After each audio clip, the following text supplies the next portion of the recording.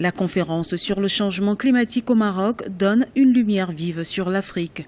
Les gouvernements réunis au Maroc ont pour mission de produire des plans d'action sur la mise en œuvre de l'accord de Paris de 2015 pour ralentir le réchauffement planétaire. Un des axes du plan d'action est de développer l'Afrique, continent qui continue de payer le prix des industries des pays développés.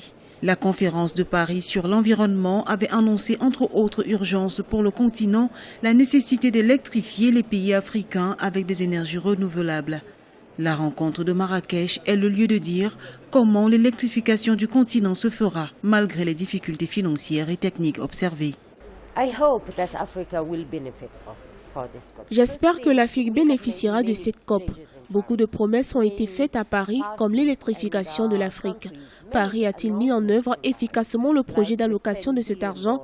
Nous devons savoir comment nous allons aider l'Afrique et tous les pays vulnérables pendant cette conférence. Des représentants de près de 200 pays sont réunis à Marrakech au Maroc pour cette 22e édition de la conférence des pays sur le changement climatique 22, baptisée COP de l'Afrique. Cette conférence est considérée comme une continuation de l'accord de Paris qui a été soutenu en décembre dernier par près de 200 pays, dont la Chine, les États-Unis et l'Union européenne. La réunion de Marrakech va aborder les priorités du continent, à savoir l'agriculture, la sécurité alimentaire, l'énergie, l'eau et la santé. Les inondations, les vagues de chaleur et les sécheresses constituent une menace pour l'Afrique dans le changement climatique. Pour l'Afrique, les finances sont limitées pour permettre aux économies de mettre en œuvre leurs engagements en faveur des accords. Et nous espérons qu'au cours des débats, nous pourrons aborder la question du financement. Sur le changement climatique précisément, nous pensons que nous pouvons commencer à aborder les questions autour de la technologie, du transfert des capacités, ainsi que du montant précis du financement qui sera mis à la disposition de l'Afrique.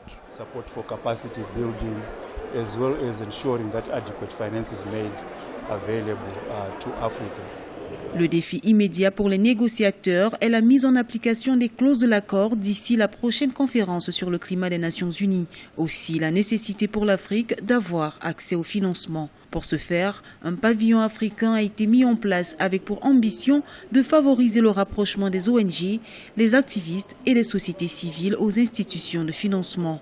Le pavillon va aussi servir d'espace pour organiser des débats, échanger des idées et des informations tout en discutant des stratégies de financement en Afrique.